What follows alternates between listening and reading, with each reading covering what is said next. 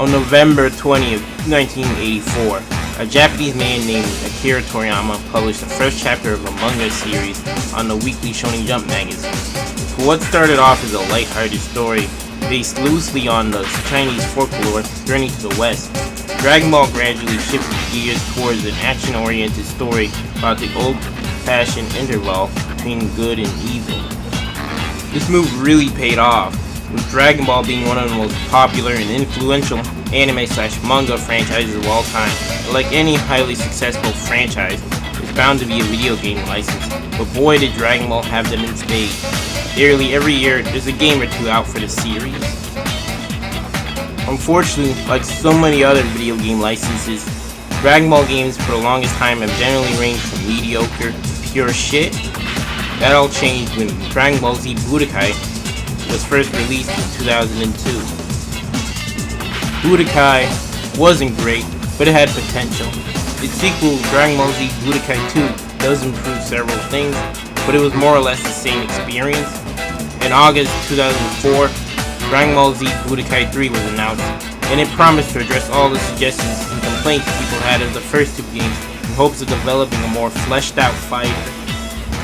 Dragon Ball Z Budokai 3 returns the formula of its predecessors, but while it may seem like more of the same thing, Budokai 3 improves the combat system to the point where it doesn't just make for a good DBZ game, but a good fighting game in general.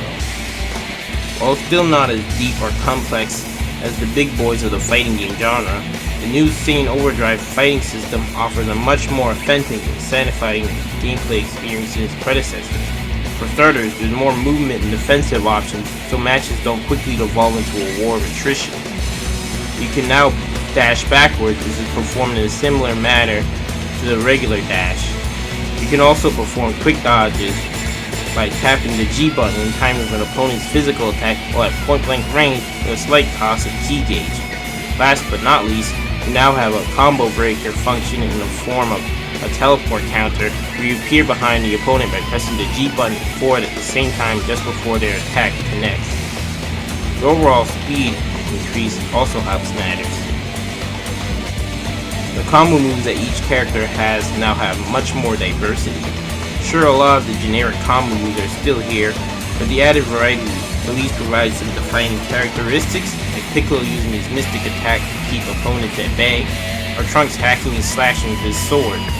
There's also much more unique death moves, including Goku's Dragon Fist, Vegeta's Final Impact, and Super Boost III Ball Attack. Now almost every character has two death moves, and at least one of them is unique. The key system has been completely revamped from the last two games. Each character has their own key baseline now, and the meter will naturally increase or decrease the said baseline when not in use. The way transformations work has also been changed so it's not a hassle to maintain. Instead of draining ki, transforming can increase your baseline, and you'll only revert back to base form if you get hit while less than 1 ki gauge or become fatigued. Speaking of fatigue, there is a new fatigue meter which accumulates with the damage you take, and when it becomes red, you'll become fatigued when knocked back while at less than 1 ki gauge.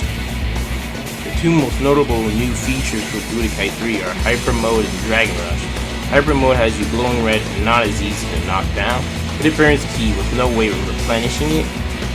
This is also required in order to perform ultimate attacks, which now can be done by simply pressing all of the face buttons at the same time, so you can launch the opponent into it. Dragon Rush also requires you to be in ultimate mode in order to perform it. The way it is executed is by attempting a pursuit. It's pretty much the same for every character, but it's a 3-part sequence where you play a button guessing game for each one. For hardcore players, it's a nuisance, but for casuals, it's a great way of dealing damage without involving a lot of skill or strategy, especially with characters that don't have ultimates. Just like the last game, Dragon Ball Z Budokai 3 introduces a whole new single-player campaign with RPG elements. Only Budokai 3 does away with the previous wargame setting, as you take control of a specific character as you fly around on an open-world map. The main objective is to go from one point to another in order to engage in combat. But just like Budokai 2's Dragon World, you can do other things like finding skills or zenning, discovering hidden locals, engaging in side battles to grind for extra experience points to level up your character, reenacting events in the anime series to reveal additional story elements, collecting all 7 Dragon Balls to grant a wish for an extra rare skill for your character at the end of their story. Dragon Universe covers the entirety of the Dragon Ball Z storyline. While an improvement in terms of storytelling from Dragon World, it still doesn't measure up to the first Budokai story mode, although the sheer amount of things you can do in Dragon Universe makes up for it. There are some alternating paths within each character's story that may cover some of GT and DBZ movies. Once again, dueling, World Tournament, and Practice have returned and are largely the same with a few changes and additions. World Tournament has a whole new class called the Cell Games, which is like the Advanced class, only it takes place on the Cell Ring, and there are no limits to how you can customize your character. Practice now allows you to have another player take control of the training dummy.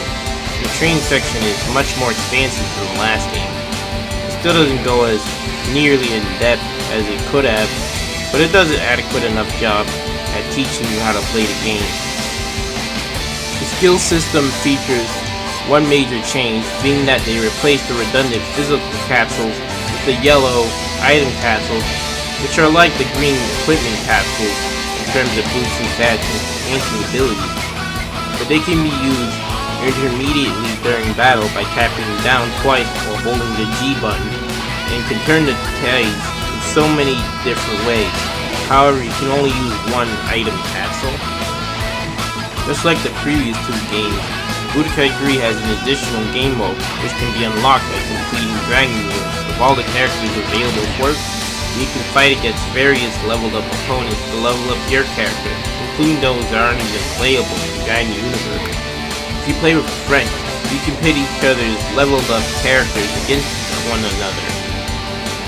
Overall, Dragon Arena is a lot of fun, and it's probably where you spend most of your single player experience once you're done with Dragon Universe. Dragon Ball Z Budokai 3 returns to the cel-shaded graphical style of the last game, but further refines it not only with the character models, but with the shading and particle effects. The era for each character look like they were taken directly from the anime. The way dust picks up as your character charges their ki while near the ground is a nice touch. The same can be said about ki blast, beams, lighting, and other effects.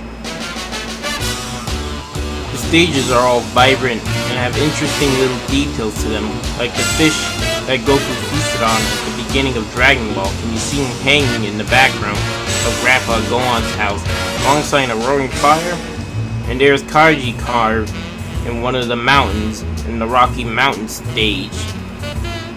The fighting animation for characters are a lot more unique this time around.